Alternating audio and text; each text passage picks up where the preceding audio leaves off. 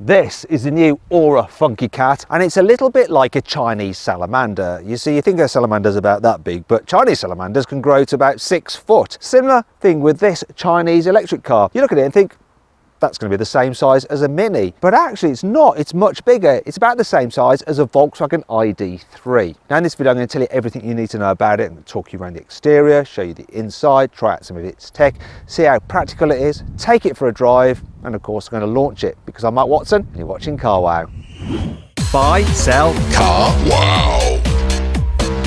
Let's start off by talking about the design of the Aura Funky Cat. So it's sort of like being inspired by some other cars. The rear kind of reminds me of a Fiat 500. I do like it though. Moving down the side, if you look at the profile, this kind of area, sort of a bit like the original Nissan Leaf, but better looking. In terms of wheel sizes, they start at 18 inches and stop at 18 inches because there is only one trim level on this car. The only things you can really change are the paint, and you can get this two-tone effect, which I quite like, which reminds me of what you can do with the Mini. And at the front, it also reminds me of the Mini with the headlights, although it's also slightly Beetle-y and maybe even a touch Porsche 911. I like this, the little ridges in the bonnet. I think this is quite a cute, good-looking car, this. What do you think? Let me know by voting in the pinned comment. As for the price, well, the Aura Funky Cat starts from just under £32,000. And if you're thinking about buying a new car and you want to check out all the latest offers and compare cars, just simply Google Help Me CarWow, and my team and I will help you choose the right car for you and get it for a fair price from one of our trusted dealers.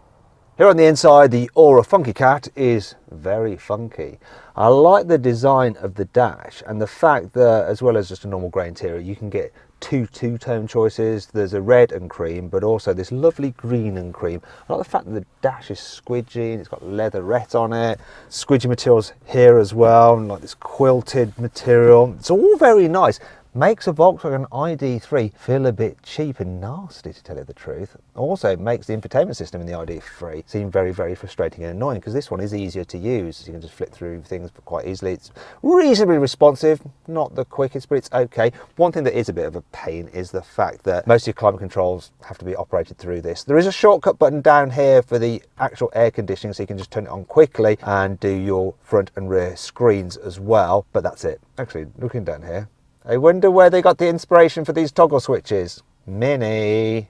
Now you've got this separate digital driver's display. It's a bit of a shame it doesn't have the sat nav in there, but other than that you do get quite a bit of information. You can just toggle through it like that. One thing that is a bit annoying is that from launch there's no Apple CarPlay or Android Auto, but it will be updated. So if you buy one of these cars now, then you'll get an over-the-air update and it'll be able to work with your phone, whether it's Apple or Android. As for the rest of the layout, well, you get some scratchier plastics lower down, but that's absolutely fine at this price point. And in terms of practicality, there is a little storage area under here. You've got an armrest, which could do with being able to extend it.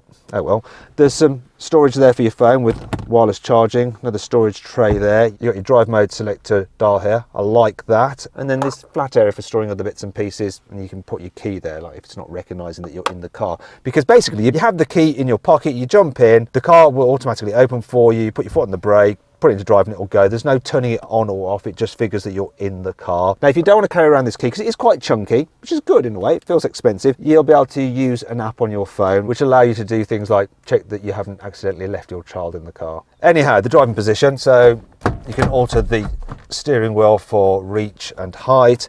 The seats are electric as standard. In fact, this car is so fully loaded, there's no options on it. It basically comes as is with lots and lots of kit. Last thing to show you is this, look. Door bins are a decent enough size, and as testament to the quality of the vehicle, look how damped the glove box is. Look, slow.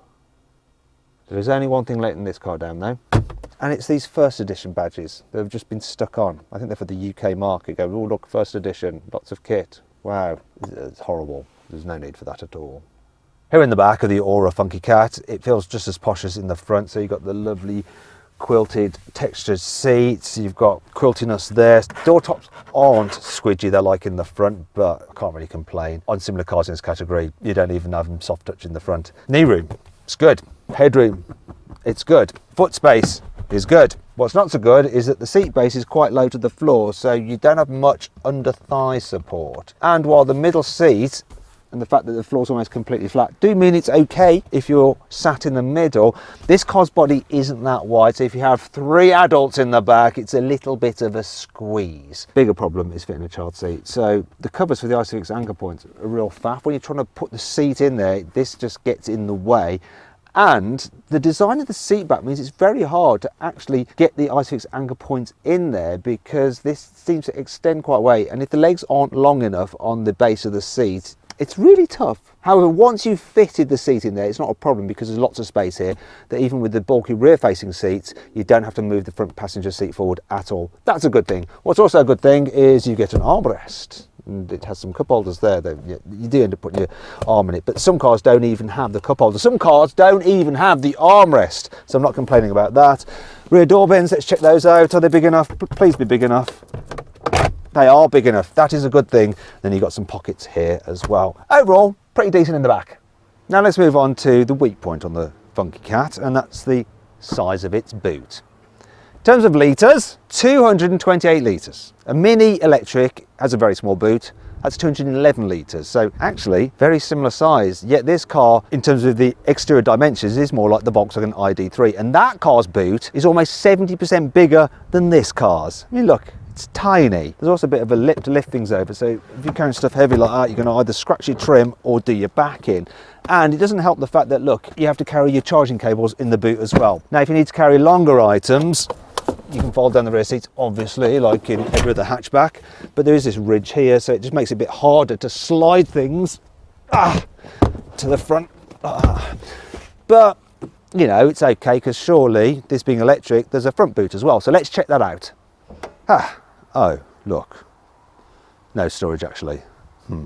It's a bit rubbish, isn't it? That brings on to 5 annoying things about the Aura Funky Cat. There's only one USB charging port in the back, which just quite frankly isn't enough these days. And look, you'll notice old-fashioned USB. So too are the ones in the front. This is supposed to be a brand new modern car. Why is it using old USBs? The location of the cup holders down here isn't ideal, because if you've gone for a smaller cup of coffee because you don't want too much caffeine in your system, this gets in the way and you can't quite reach it. Look over there, so you're driving and can't quite reach it. You end up doing this, oh piss. I don't know why there is no light for the vanity mirror. How are you supposed to check yourself out in the dark? You'd be like this. That's just going to make you look like a ghoul. The low cover may be tiny, but it's blooming hard to remove. Come on. Oh, I'm going to have to do an uppercut. There we go, got it out. Also, there's nowhere to store it underneath there. You know what that means? Oh.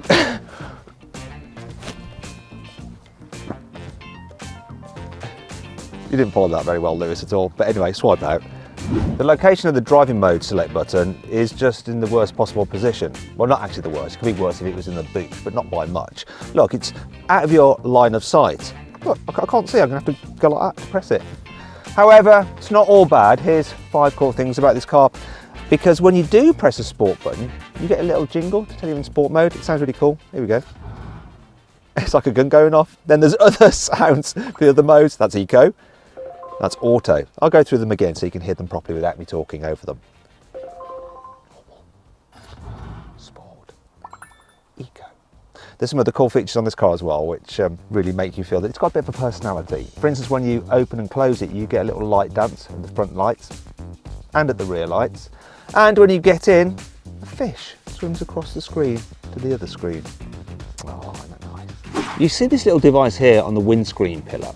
Well, that has face recognition technology in it, so you can tell if you're starting to fall asleep behind the wheel, and the car will warn you, advise you to take a break. However, it can do more than that. It can actually be used to set your personal settings. So when you get in the car, it recognises who you are and will make sure that everything is set up for you. And if someone else gets in and they have different settings, it will do it for them as well. Clever.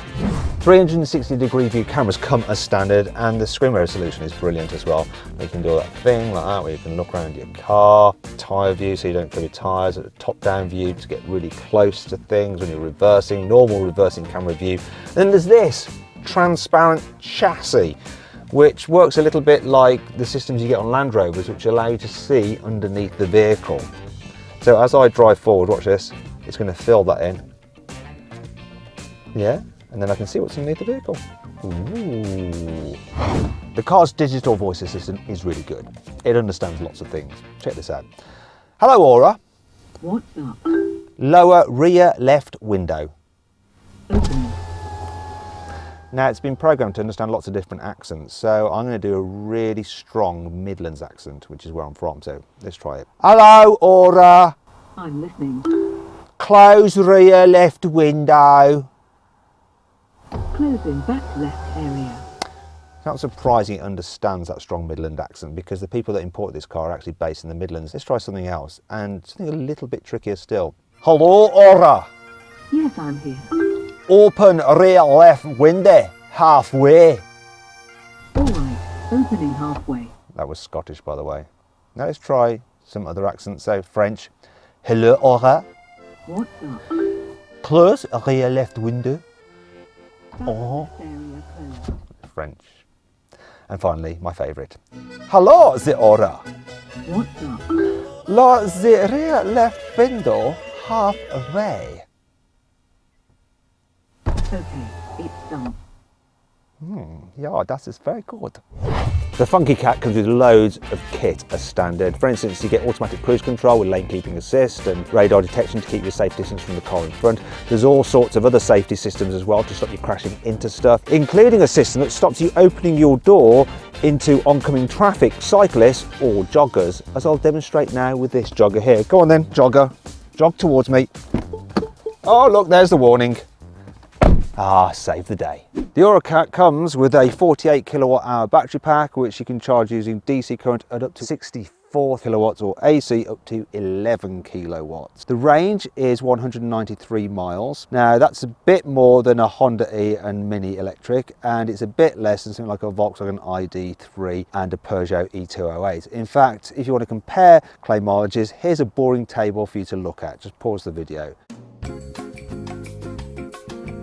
Boring, but useful. Anyway, the Aura Cat has a single electric motor that drives the front wheel. It's driving me crazy, and it puts out 171 horsepower. We'll find out how quick that is in a bit when I launch the car. Now, if you're thinking about buying an Aura Funky Cat or another car for that matter, you probably need to sell your current car, and you can do that through carwow. Right, just click on the pop-out banner up there or follow the link in the description below, and all you have to do is upload some photos, give a brief description, highlight any damage, and our dealers will then bid on your car. It's super easy and it's completely free. If you want to do that at a later date, just simply Google "Help Me Carwow" and we will help you sell your car. I can do it now. Okay, let's see what the Aura Funky Cat is like to drive, starting off with in town. Now, the first thing I'm going to do is to put it into single pedal driving mode. There we go. There's 3 modes of regen, but they all creep. But if you go to single pedal, it's just one function, and then when you lift off the accelerator, the car will slow itself down but also come to a complete stop. Look, I'm not even touching the brakes, so you can just drive around town using the accelerator so long as you're careful and you don't need to do an emergency brake. In terms of the visibility, forward visibility is really good because you've got a low dash and quite a low bonnet. The side mirrors, they're big as well. The view at the back though isn't great. It's quite a narrow.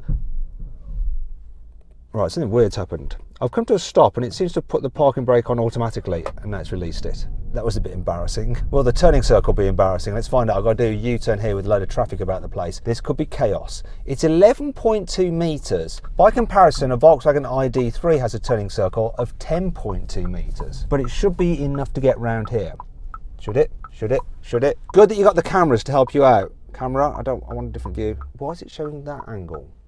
That's the angle I want there. Look, that was helpful. Just need to look in the right place, Watson. Anyway, look, it made it round. Wasn't quite as easy as in the ID3, but it was doable. Part of the reason it hasn't got such a tight turning circle as a Volkswagen is because this is front wheel drive, and because of the drive shaft going to the front wheels, it means you can't turn your wheels quite as much as you can in the rear drive VW. All right, let's let this pass out. Go on, after you.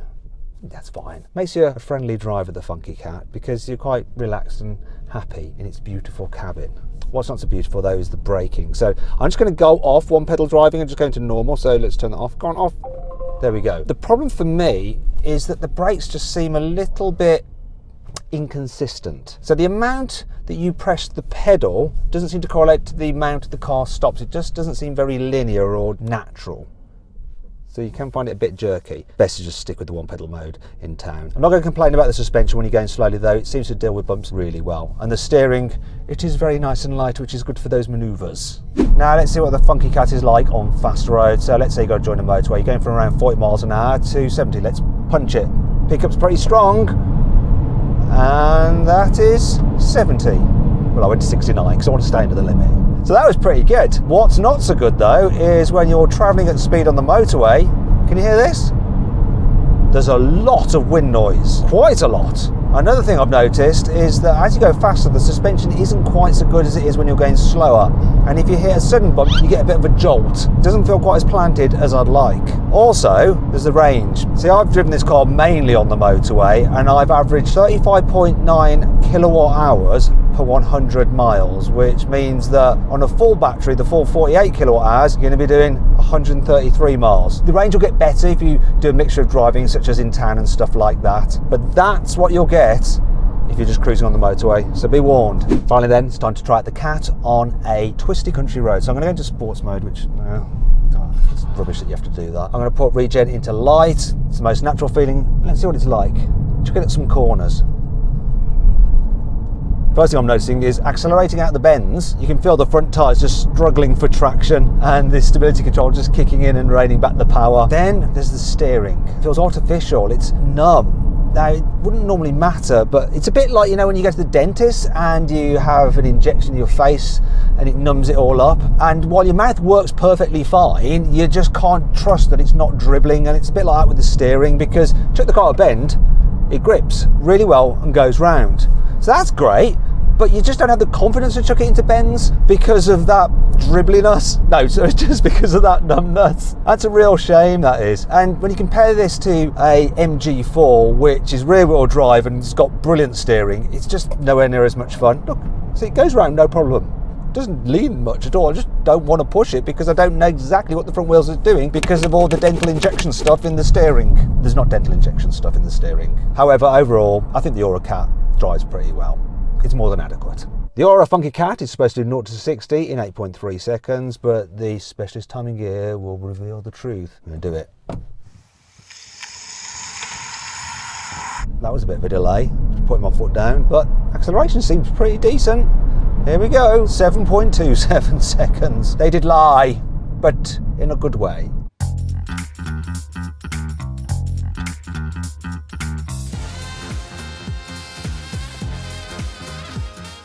So then what's my final verdict on the Aura Funky Cat? Should you avoid it? Should you consider it? Should you shortlist it? Or should you just go right ahead and buy it? Well, I reckon you should consider the Aura Funky Cat. It's a pretty decent electric car. It's just a shame it hasn't got a bigger boot. Anyway, I hope you'll enjoy the video. If you did, give it a like. If you haven't done so already, make sure you subscribe to the channel by hitting that box there, that little carwow logo. And then if you want to watch some more videos, click on those windows there. See you next time.